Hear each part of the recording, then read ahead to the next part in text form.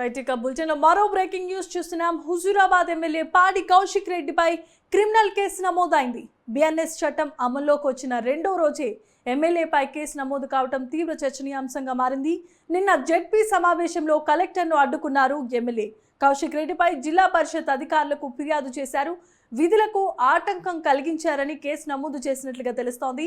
BNS act ప్రకారం 221, 126/2 సెక్షన్ల కింద కేసును నమోదు చేశారు పోలీసులు.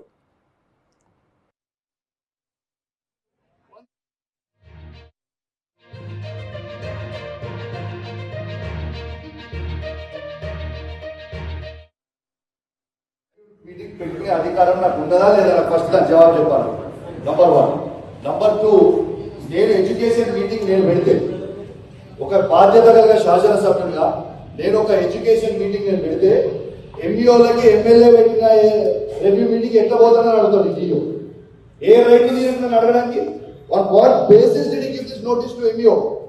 100% ఈ డిఓ నిన్నైతే ఇచ్చిపెట్టా. మీ రిటైర్మెంట్ దగ్గరకు ఉన్నది, కంపల్సరీ కోర్టు పోతే సస్పెండ్ అయ్యే వారికి ఈ సమావేశం జరిగేదే లేదు. మేడం ఎక్కువ పరిస్థితులన్నా రేపు I will move this to privilege motion. రేపు స్పీకర్ గారు కూడా ప్రివిలేజ్ మోషన్ మూవ్ చేస్తారు మీద. నా ఎమ్మెల్యే పదవికి ఎమ్మెల్యేగా బాధ్యత సిగ్గు లేకుండా ఈ ప్రభుత్వము డిస్ట్రిక్ట్ జిల్లాలో మంత్రి గారు ఎడ్యుకేషన్ మీటింగ్ మొత్తం జిల్లాలో పెట్టవలసింది పెట్టకుండా నా నియోజకవర్గంలో నేను ఎడ్యుకేషన్ రివ్యూ మీటింగ్ పెట్టుకుంటే మీరు నోటీసులు పంపుతారా? ఎంఈఓలకి డిమోషన్ ఇస్తారా? ఇది ఏంటిది పద్ధతి? నేను డిమాండ్ చేస్తున్నా, ఫస్ట్ థింగ్ డిఓని సస్పెండ్ చేయాలి. ఎట్టు పరిస్థితిలో డిఓని సస్పెండ్ చేసి చేయాలని నేను డిమాండ్ చేస్తున్నా.